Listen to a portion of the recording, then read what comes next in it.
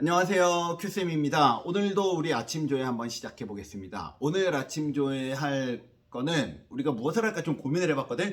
우리 지난번에 공부 방법에 대해서 성적별로 좀 나눠서 대충 좀 이야기해 줬잖아요. 오늘은 그 중에서 하나를 골라서 거기에 대해서 좀 자세하게 이야기해 주는 시간을 가져볼게요. 그래서 오늘 제일 먼저 할 거는 하위권이에요. 우리 지난번에도 하위권, 중위권, 상위권, 최상위권 이렇게 말했잖아. 오늘도 한번 이대로 한번 이야기해 보자고요. 오늘은 하위권 공부 방법에 대해서 좀 이야기를 해보겠습니다.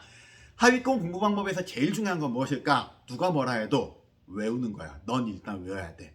너한테는 이해가 필요가 없어. 왜냐? 넌 안 외웠으니까.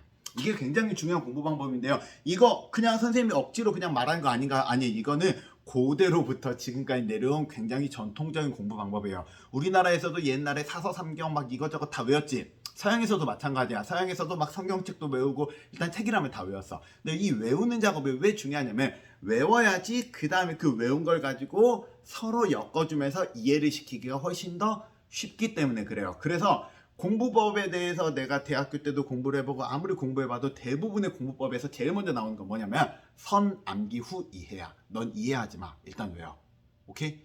자, 그러면 여기에 대해서 조금 더 이론을 너희들한테 말해주기 위해서 한 가지 예시만 더 드릴게요.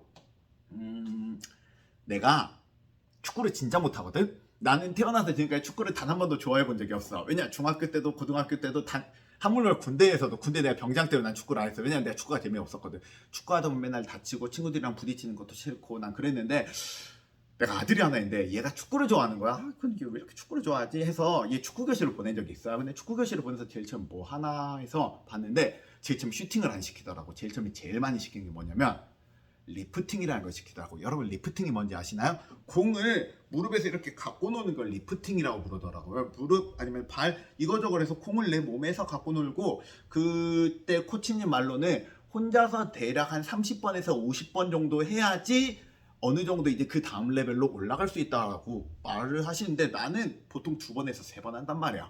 그러니까 왜 이걸 해야 되나 제일 처음 이해를 못했는데 나중에 보다 보니까 느꼈던 점이 축구를 잘하기 위해선 여러 가지 기술도 알려줘야 되지만 일단 먼저 필요한 건 공이 내 몸이랑 친하게 공이 내 발에서 안 떨어지고 갈 수 있는 최소한의 내 몸에 지식이 쌓여야지 그 다음 기술이 알려지는구나라는 걸 뒤늦게 나도 알게 됐어요.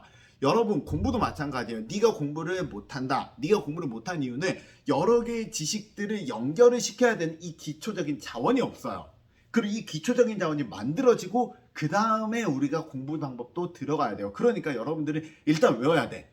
근데 이 일단 외워야 된다라고 하니까 너희들이 상위권 친구들이 어떻게 공부하는지를 봐. 그대로 따라한다? 이거 안 돼. 너 그대로 공부하면 내가 장담하는데 너는 성적을 높이기도 힘들고요. 두 번째, 공부에 흥미를 느끼기도 굉장히 힘들어요. 그래서 말했잖아. 상위권의 공부 방법과 하위권의 공부 방법이 좀 다를 수 있다고요. 자, 그래서 하위권의 공부 방법에서 제일 중요한 건 외우는 건데 무엇을 봐야 되냐? 이렇게 써줄 수 있을 것 같아.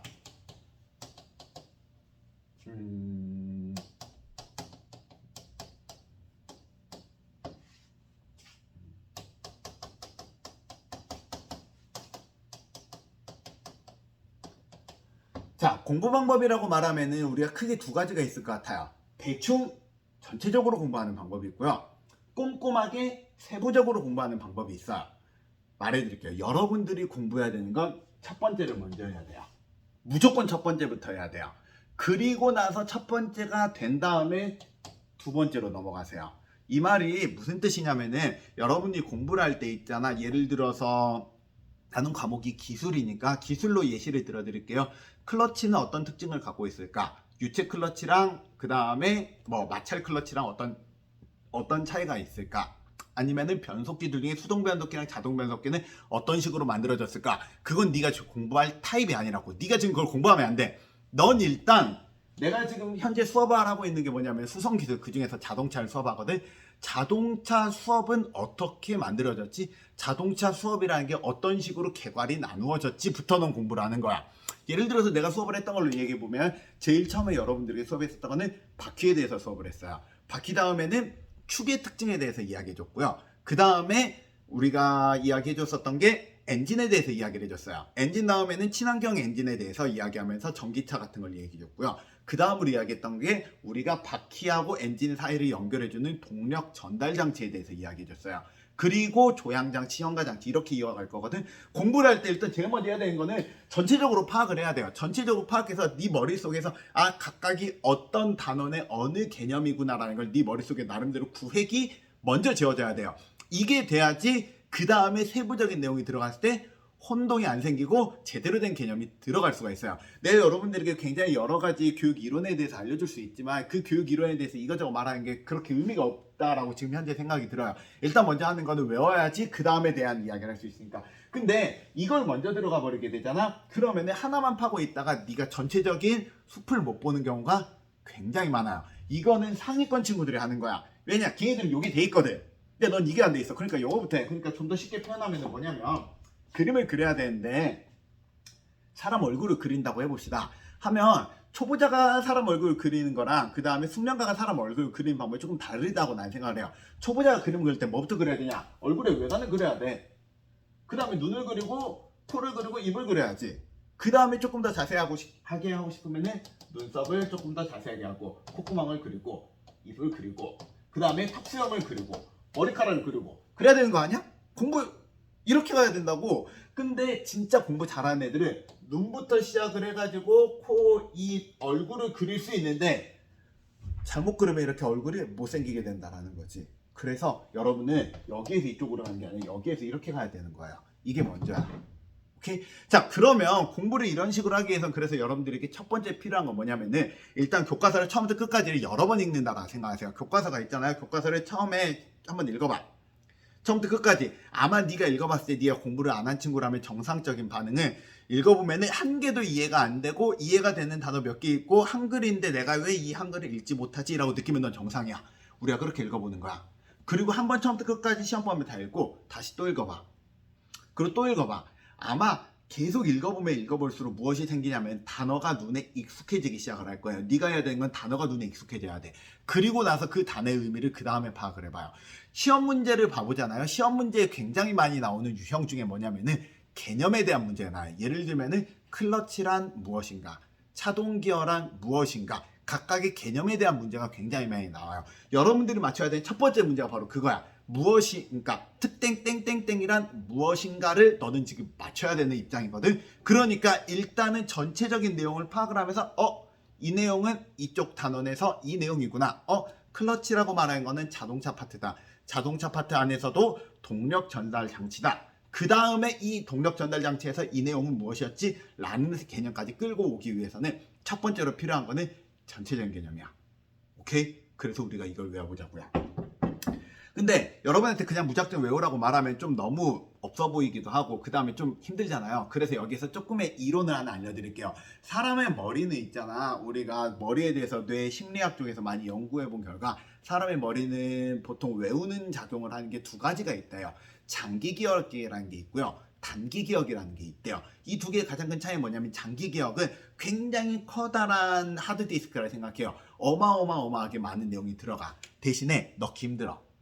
단기 기억은 순식간에 뭔가를 외우고 싶다 하면 예를 들어서 전화번호를 외워야 된다. 전화번호 딸딸딸딸딸 외우는 거. 이게 바로 단기 기억이거든. 단기 기억은 용량이 되게 작은 거야. 컴퓨터로 따지면 램과 같아요. 근데 이 사람마다 단기 기억이 어느 정도로 기억할 수 있는 용량을 갖고 있느냐. 대부분 갖고 있는 용량이 5개에서 7개 정도밖에 기억을 못한대요. 근데 여러분 혹시 전화번호 외워본 적 있어요? 예를 들어서 전화번호를 참고로 이거 아무 번호도 몰라. 난 이건 이 번호 전화하지 마. 난 이 번호 나 누구 건지도 몰라. 만약 이 번호인 사람 있으면 죄송합니다. 이거는 019라고 써봅시다. 이거 나도 모르는 번호거든. 근데 여러분들이 특정한 전화번호를 외워야 된다. 그러면은 019-2413-8577. 자, 외웠어? 안 외워져. 왜냐? 하나, 둘, 셋, 넷, 다섯, 여섯, 일곱, 여덟. 8개잖아. 8개면 잘 안 외워진다고. 일부 특별한 능력을 갖고 있는 사람 외워지거든? 난 안 외워져. 그러면 이거 어떻게 외워야 되냐? 우리 보통 5개에서 7개 정도 기억력이 있다 했잖아요. 이렇게 쪼개서 외워져요. 2473, 2413, 2413, 2413이었지. 2413, 2413 요 정도 외워져. 그 다음에 8577, 8577 외워져. 사람은 보통 요 정도가 된다라고. 그래서 너도 똑같을 거라 생각해요. 근데 있잖아, 사람 머리는 특징이 하나 있거든. 바로 뭐냐면 사람의 머리에서 기억을 한다라 말하는 게 단어를 기억을 하는 게 아니라 의미 단위로 보통 기억을 해요. 의미 단위, 영어로는 청킹이라 부르거든. 예를 들어 똑같은 전화번호인데 너희 아마 이건 외우기 쉬울걸?